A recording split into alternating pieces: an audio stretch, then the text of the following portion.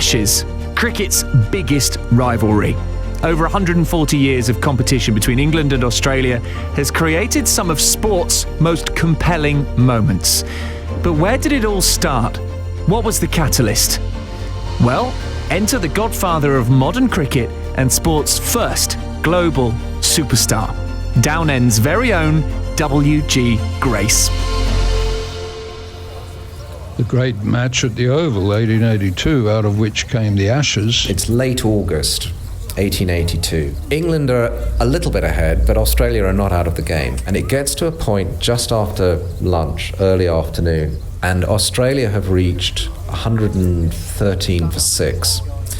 And Billy Murdoch, the captain, is batting with Sam Jones. Murdoch plays a ball off his pads just out into vacant area around about mid-wicket, and the wicketkeeper Littleton trots out to retrieve the ball, and Littleton throws the ball back to the stumps as Sammy Jones, the other batsman, gets down to the striker's end. Sammy Jones sees a divot and goes out to prod it.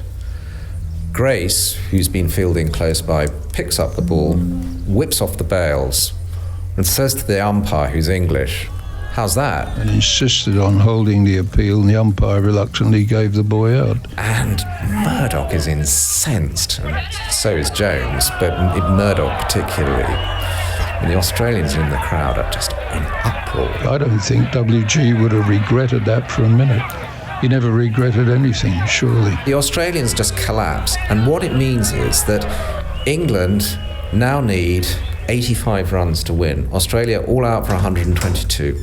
We're back in the pavilion. Spofforth, who was just as fiery and strong-natured as WG, snarled and said, "We're going to get him for this." What he did was he stormed into the England changing room while the Australians were all feeling really sorry for themselves. And Spofforth goes up to Grace and he says, "You're a bloody cheat. You've just lost yourself the game." And he goes on like that, according to Spofforth, for about 5 minutes before storming out again, saying, "You've cost yourself the game." But it was a brilliant piece of psychology, because he comes back into the changing room and he says, "I've just said this to W.G. Grace. I've said he's a bloody cheat. Now we're going to go out and show them." I'm not surprised that Spofforth got upset. He was the Dennis Lilly of his day. Now what happens from there on?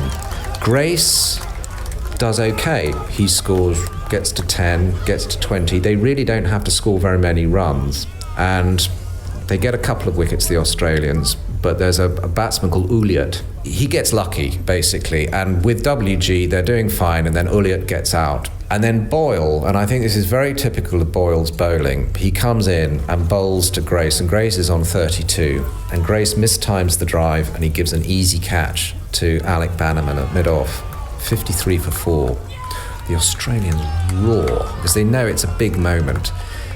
But there's not very many runs to get. They've only got to get up to 85. And the trouble is, for England, and this shows how important Grace was to them, they lose their nerve. And England lost by 7 runs, which was the sensation of the century. It's Australia triumphant, cheering on the balcony, cheering all the way up Kennington Park Road, the ladies waving at them. They go back to their hotel in Covent Garden, boozing and God knows what else all night. And who's not in the picture? W.G. Grace. He's just been marginalised. The Australians were fired up by something that W.G. Grace did. The aftermath of the game is the obituary of English cricket is written, "The stumps are burnt and the ashes are created." And you could say, from that point of view, that if Grace had not done what he did to Sammy Jones and run him out, you would not have the Ashes today. So thank you, W.G. You helped create the Ashes.